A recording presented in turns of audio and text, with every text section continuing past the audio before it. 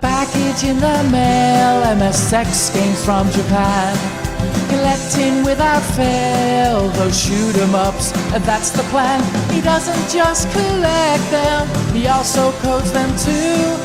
Join us and we'll go on electric adventures with you. Hey YouTube, Electric Adventures here with a couple of packages in the mail. They are from a gentleman called George Bachaelor, who publishes the Blast Retro Annual publications, as well as some other things in the past. I believe he originally came from the UK and now lives in Melbourne.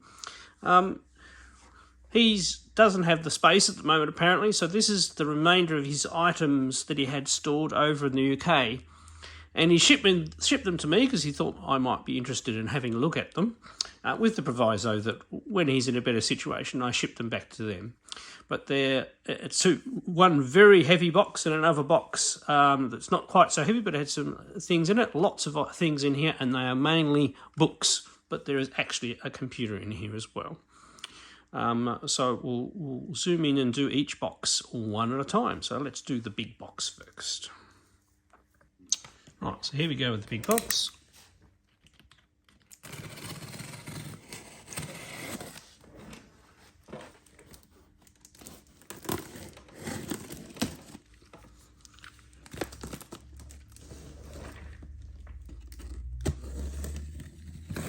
Be careful I don't cut into anything. So this is packed up by his friend over in the UK. I really don't have a lot of idea of what's in here. So we have lots of packing bubbles.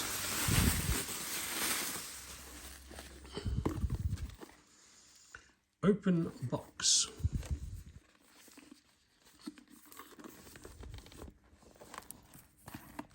Okay. This box contains precious treasures.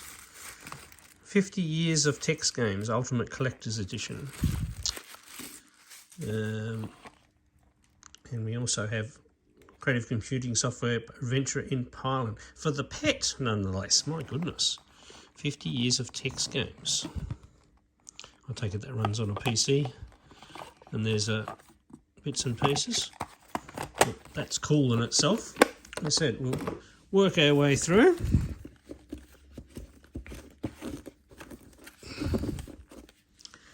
And sorry, yes, other hands playing up at the moment. So we have these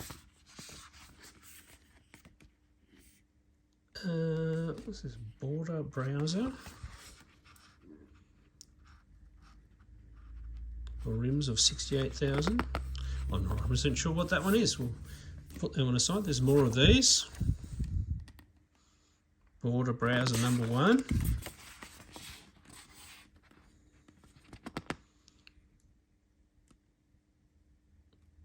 Lots of they might relate to other material that's in here. So we have an Atari ST bit there. Our border browser 3. Atari Falcon, not ST. Oops, I'm dropping things.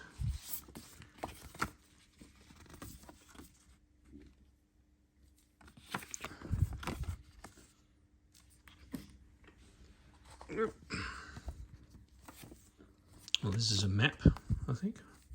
A Mine Forever Rockville. Oh, 50s of Tex Games, that belongs with that. So maybe all that material actually belongs with that. Right, there's a whole lot of special postcards here.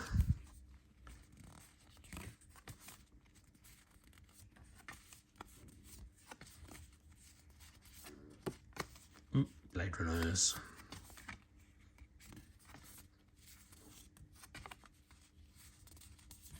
I know there's a fair bit to go in through here, so I will go through it too. It's signed by someone, I can't quite make out the signature. Craig Turner.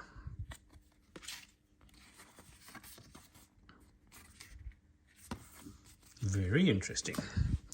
Now we have some fanzine posters for the Amstrad GX4000.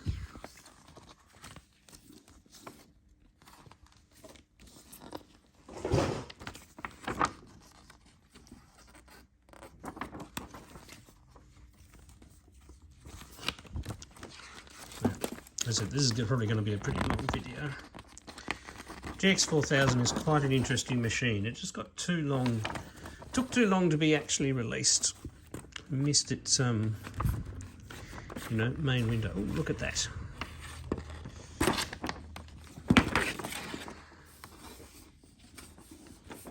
So this is a map to Cauldron 2.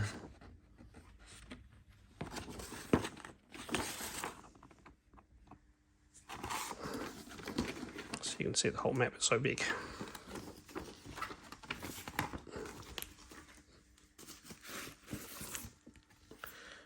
Right, and here is the Amstrad GX4000 Fanzine, issue number 1, with reviews and things like that. It's quite a hefty tome. Lots of things for GX4000 lovers out there. As I said, I'm quite a fan of the system. And we have this hardback book, George's Gaming Grimoire, Volume 1.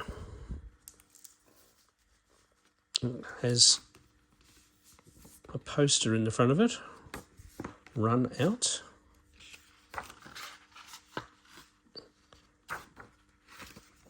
Wow. Yeah, I mean, I'm not going to be able to flip through every book either, but we may have to do more detailed videos on individual parts. So this looks like lots of mementos and things from things, so cracking is good for you. A couple of those. The Data Storm crackers. Raiders of the Lost Lock. So these are possibly expo things picked up at expos and things. Lots of interesting bookmarks.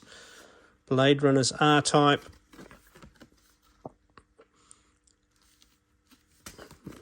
Lots of cool little mementos.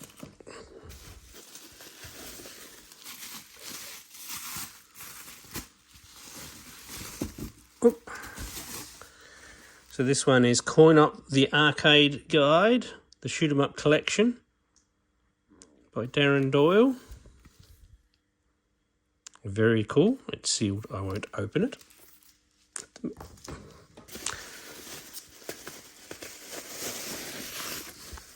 Right now.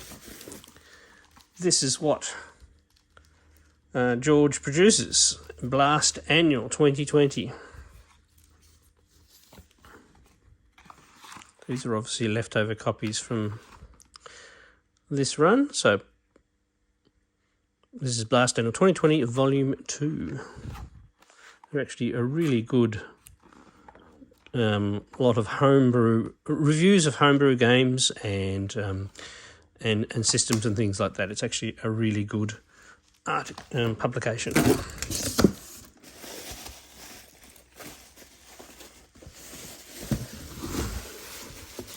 Yep, another copy. I think looks like there's a couple of copies of it in here. Yep, another one.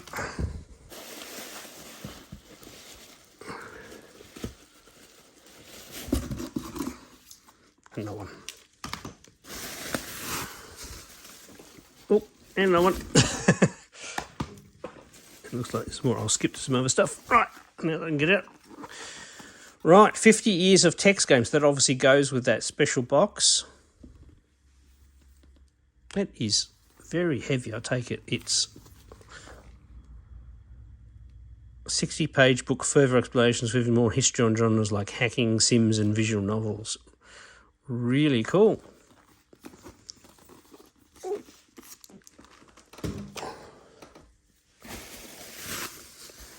All right, what else we got in here? Game Not Over by Craig Turner. Oh, and there we go. It's even a signed copy. Goes with some of those other things that we had before. So from Fusion Retro Books. Oh, Sega SG-1000. Very cool. Very apt. I'm just about to release a game for the Sega SG-1000 while we're on the topic of that. Nice. It's on obscure systems. That's actually, I'll definitely be having a read of that. So while I diverge in the middle of this video, here is my prototype for my EA 70s Arcade Classics for the SG-1000 and SC-3000. Cartridge, this is an empty one. All working, game all tested, even printed manuals. So I'm about to launch these on my stall. Right, didn't mean to be spruiking in the middle. Right, what else have we got in here? We have Memoirs of a Spectravideo 2.5, The Lost Tapes, a film by Andy Remick. Memories of a Spectravideo, the director's cut, extended and enhanced, must be the first one. Spectravideo Load Film 2. I haven't actually heard of those ones. They'll be quite good to have a watch. Now, I think we have more copies of the same last annual there, so we'll move on over here.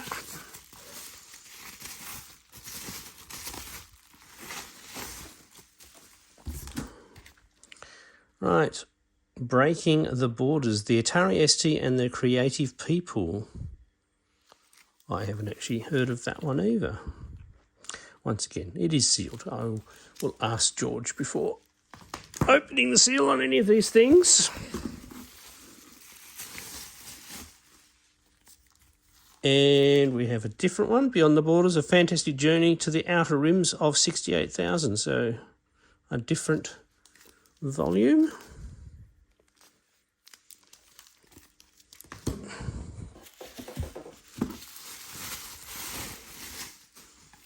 And I take this one more. Return of the Borders.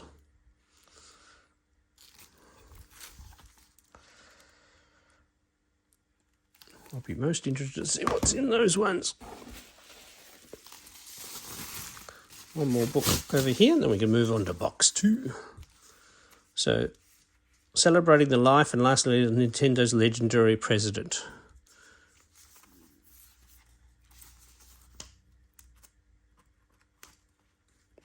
Let's take that off so you can see the rest of the cover. Impact of Iwata. And there's some posters hiding in there.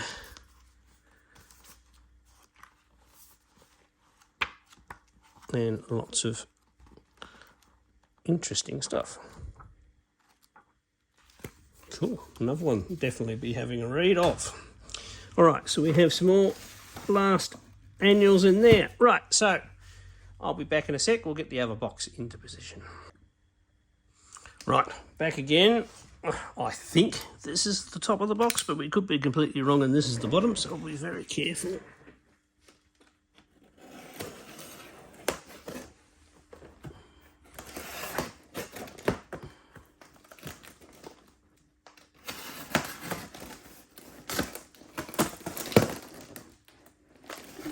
You're right.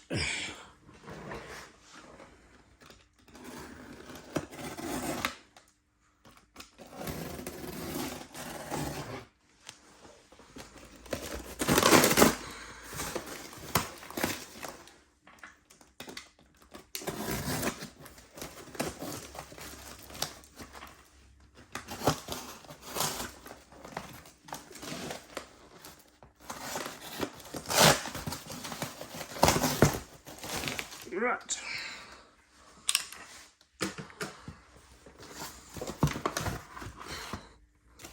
We have,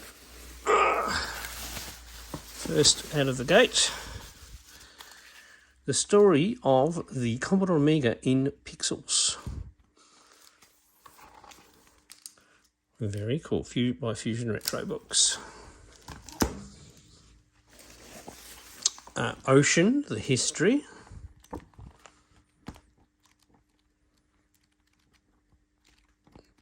Ocean came out with so many good games. Also quite a few bad ones as well, but they published lots of good ones. We have Florence Hall of ZX Spectrum Games. 1982. Games for the Spectrum that came in 1982. Definitely worth a read.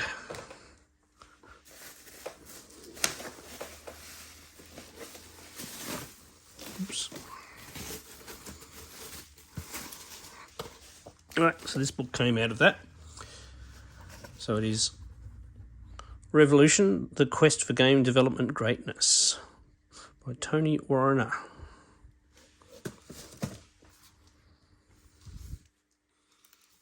Ooh, signed again, copy number 419 of 1,000.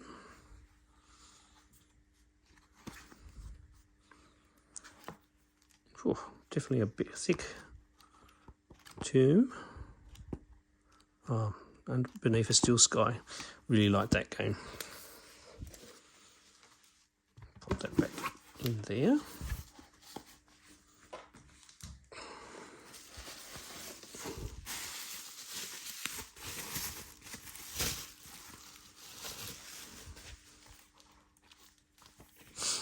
The Data Storm.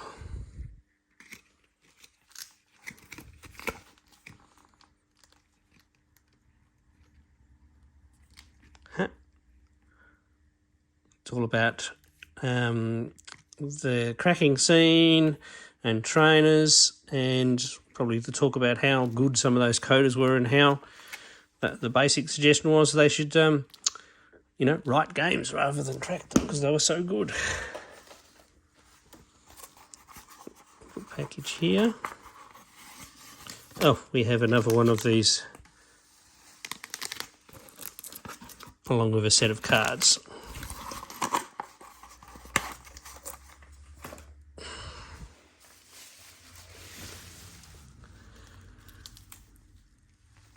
And this one's called The Gold Rush. It's a different volume to that other one.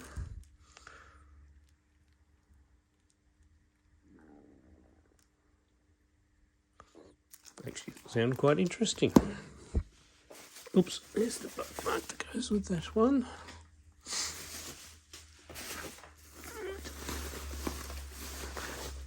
There's a poster as well.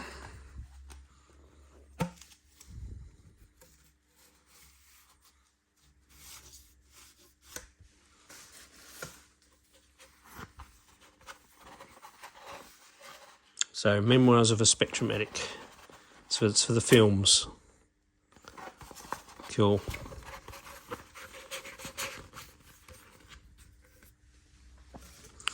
We'll definitely be giving that one a watch.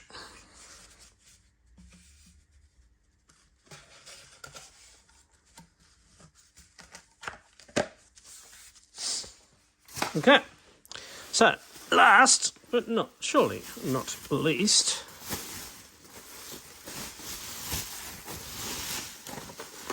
is a rather large lot of bubble wrap.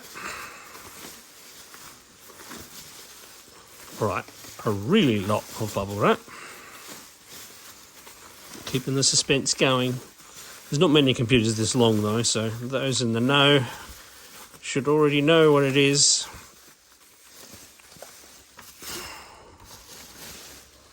And so it is an Amstrad 128 colour personal computer, a CPC 6128. So it has the built-in 3-inch drive, a nice colour chart there, quite a nice keyboard, very interesting plugs on the back, so it gets its power from the monitor. Now I do actually have a working Amstrad colour monitor, so we'll try it on that. It does look like it's a little bit bowed there, but we will check it out carefully when we plug it in. So not in this video because I need to get things set up, but I will do a follow-up video to this where we go, does it work? And we'll see if we can get it going. I do have a cable that I can use to hook this up to SCART and with an external power supply somewhere. In my retro computer wall, I will dig that out as well as a backup. But it'd be good to actually fire up my Amstrad colour monitor and make sure it works and test out this computer. And I think I've got some discs somewhere, so hopefully we can get the drive to work. Yeah, that's the power off switch, volume, second disk drive. That's the monitor signal, the 9-volt DC plug, 12-volt from the monitor. And I think you have a second cable coming in there and that powers the drive or something. Expansion printer. This end we have tape drive, joystick, stereo audio. We'll just have a look at little connectors on that end. Actually looks like this case has been opened. So, will it work? All right. Obviously, this has just been opening boxes of stuff, but there's some quite interesting stuff there. I'll read some of the books that are unsealed. Shortly, in a little while, we'll come back and we'll do a follow-up video and see if we can get the Amstrad working and have a bit of a play. I haven't played with an Amstrad for a very long time, so I'll actually be very interested in seeing what a disk drive one is like. All right, I'm Electric Adventures. Thanks to all my subscribers. Thanks for watching, and I'll catch you next time.